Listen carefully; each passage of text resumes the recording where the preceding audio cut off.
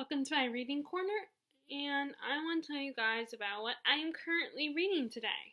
Or not say what I'm currently just reading in general, because I'm probably not gonna. I don't know if I'll do wrap ups anymore. I mean, I think I said that last year too when I did attempt a few more wrap ups, but as I've said in the past, I'm not one of those people who can read like 10, 20 books in a month. So who knows, maybe I'll do like bi-monthly wrap-ups or something, or I might just stick to this and do like currently reading videos. I don't know. I mean, as I'm sure you noticed, I'm very much on the spontaneous with my videos. So now by the time this video goes up, this first one is probably might potentially be done. And that is, I'm currently reading The Enchanted by Renee Dunfield. This was a book that, when I first heard about it, I didn't think I would be interested in it, because it was, especially with the setting, I thought it would be kind of boring, but it's actually very interesting, and it's a quick read. Even though I'm not even at the halfway point, it's still, like, a person could sit and spend, like, the whole day reading this book and probably get beyond the halfway point, or get to the halfway point if they spent all day reading this book, because or they could even finish it in a day, because I mean, look, it's like 200. I even checked the number, and it's, where's the last page? 233 pages. And this book is about quite a few characters, and like I said, it's centered in a prison. And you have this character who's known only as the Lady, who her job is to help criminals get off death row. And she is partnered with a fallen priest, and she's starting to fall for him. And then they are being observed by this mysterious mute prisoner, but throughout the whole story, he just narrates his part of the story. We don't know what he did, why he's in there. And he looks at this place he loves books, and he looks at this place as this magical, enchanted world. Hence the title, The Enchanted. And then you have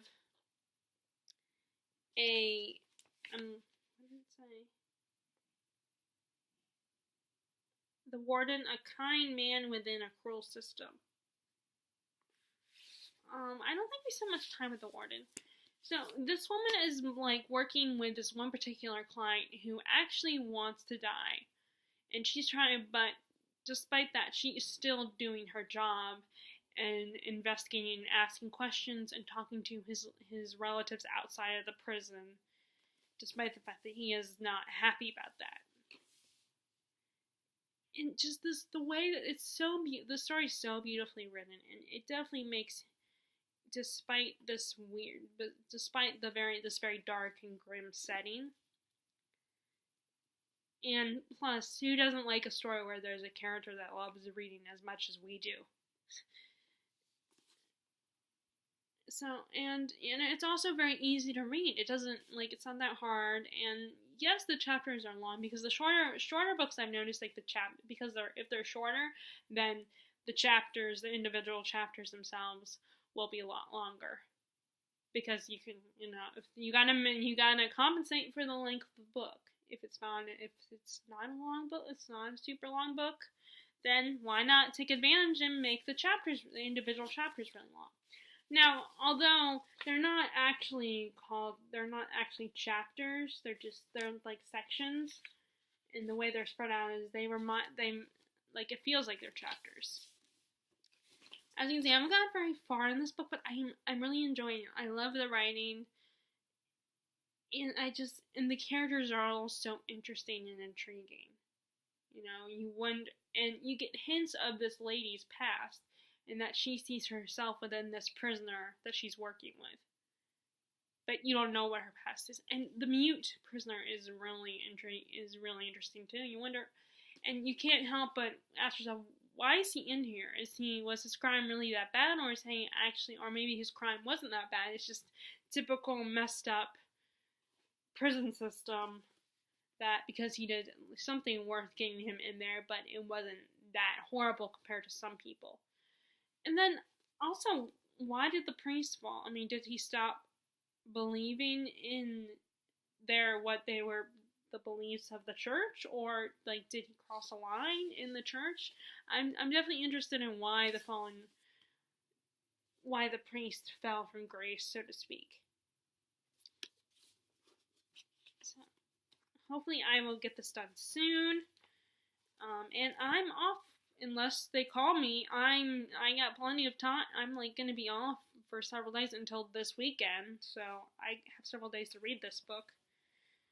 But they might still call me, and because I'm trying to make more money. So especially with our cruise coming up, our big family cruise is coming up.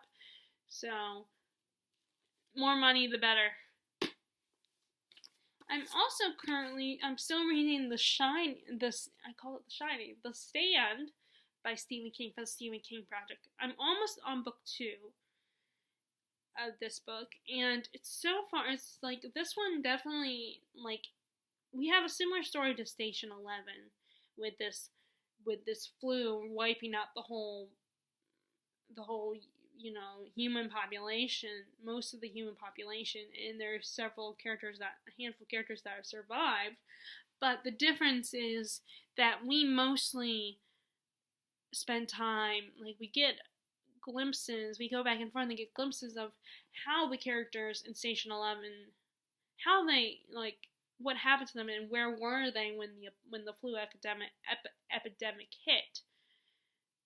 And we get a little bit of a backstory on each of them. But with this one, we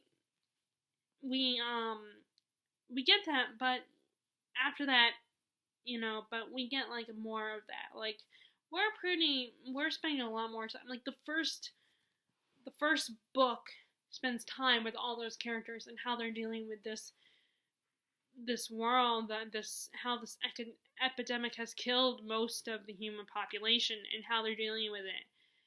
And throughout the whole book, because I've read, of course I read the back description every time I look at a book.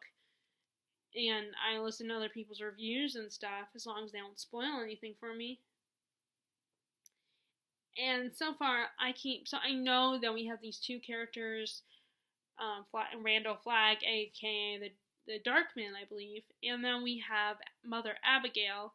So I keep trying to say, okay, which characters are going to be following Mother Abigail and which characters are going to be following Randall Flagg?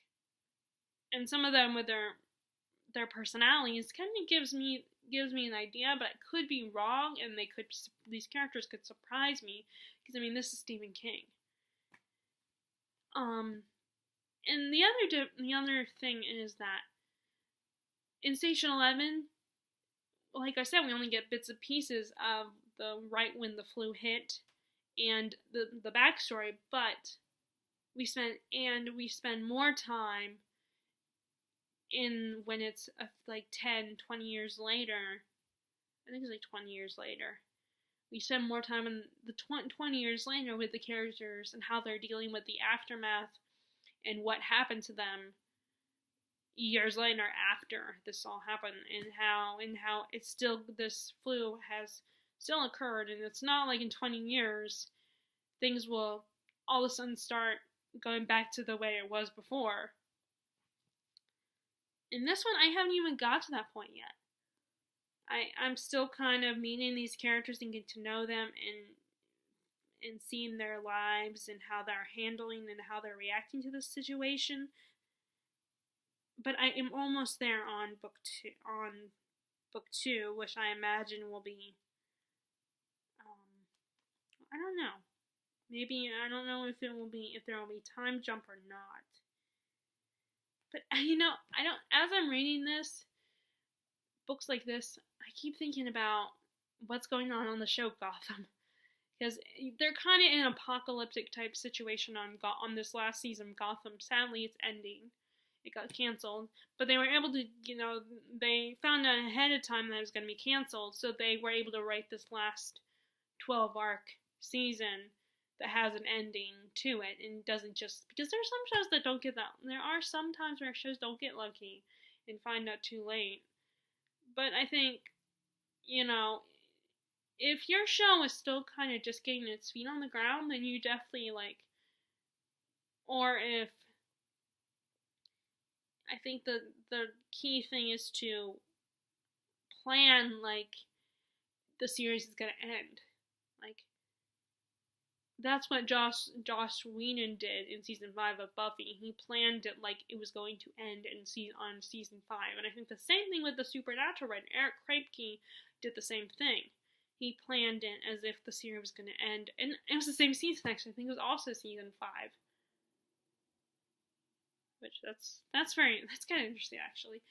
But they both writers planned that as if that was the ending of the show, and both just got very lucky and continued on to quite a few more seasons. Of course, we know Supernatural didn't get just a few more seasons, but like I said, as I'm reading, I keep thinking of the last season of Gotham, what's going on in Gotham right now. It's kind of is apocalyptic type world where all the bad guys are running the system, running the city, and no one can leave, and these people are all isolated on this island. And so much crap is going on, and it kind of reminds me of how that's what's going on here. And I definitely want to read more stories about that. I'm definitely kind of intrigued with that kind of story, which is funny because I say I'm not into survival stories. Like, I probably will never watch The Walking Dead. Of course, that's more so about the zombie thing than anything. Oh, although my friend says, oh, it's not just about the zombies, it's about these characters and how they survive.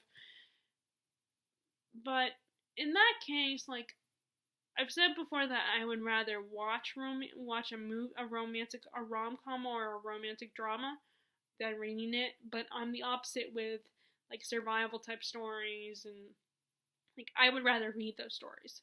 But I probably will never pick up the Walking Dead comic graphic novel. Okay, so and then I'm also reading two other, I guess you could call that one kind of sci-fi because of the flu epidemic, so it's sciencey. So I'm reading quite a lot of sci-fi this currently, with the exception of The Enchanted. And I did start reading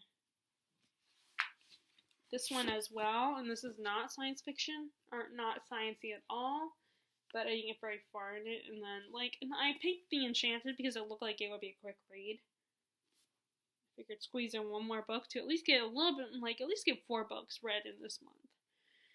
So in a way, I still care a little bit, and I'm still a little I want to be up to read at least, say I read 4 books. Okay, so the last 2 books, and I gotta hurry because I do hear the sounds of dinner being prepared. The last 2 books I'm reading are both actually sci-fi books. More sci-fi, I finally got to reading Renegades. This is one I have been meaning to read, and I was so happy that I got this on clearance, the hardback edition on clearance, and I thought that was really, was cool that I was able to do that. And this is a superhero story where you kind of get both perspectives. You get both perspectives. You get those that are labeled as the villains, and you also get the hero's perspective. And it's all about, from what I've heard, because I haven't got very far in the book, but it's like you're seeing both sides, and we're getting the impression of that it's very gray shaded. Like, there's no real good guy or bad guy. I mean, there's just these group of people with these superpowers that have been given the labels of good guy and bad guys. And the good guys think they're in the right, but so do the bad guys. And that's, in reality, in the other superhero things like Batman or I'll be right there! In Batman and Superman and the Avengers, in all those cases, it is like that, The bad guys don't think of themselves as villains. They see themselves as good guys. Or not necessarily good guys, but they don't, although in Batman it's a little more complicated. I think it's more that they just see themselves as free and independent. They see themselves as doing justice and all that stuff. And but you always see it from the good guy's perspective. You mostly focus on the good guys, and it's, of course, they seem like they're right and just and they're doing the right thing. You don't see it from those who are labeled the villains. You just see them as villains. But I think the impression I'm getting is this story is like going with the impression that, both sides can be right and wrong. And of course, it's that, story of the doomed love where the two people from the opposite sides fall in love and all that. And like I said, that's from just what I've heard about the book already. So I haven't got very far, but those characters have encountered each other, both in their superhuman identities and in their regular selves. And I'm very definitely excited to continue reading this book. And that concept is just very interesting to me. Okay, and then the last book I'm going to talk about real quick, briefly, that I'm currently reading is this one, Leviathan Wakes. And I haven't watched the series yet because I do try to read the books at least before I watch a TV show, but I did not do that with The Magicians. I watched the show first. But this is it's been compared to Song of Ice and Fire series with its epicness, and we're looking at all these different groups of people all fighting for the same thing. And it's just I think it's also considered a space opera. And these type of books, I have to really get deep into them, get far into them for me to actually explain them thoroughly. But so far, the ship has been attacked, and the captain of the ship, Holden, has made this message blaming this other group of people, and they don't like it.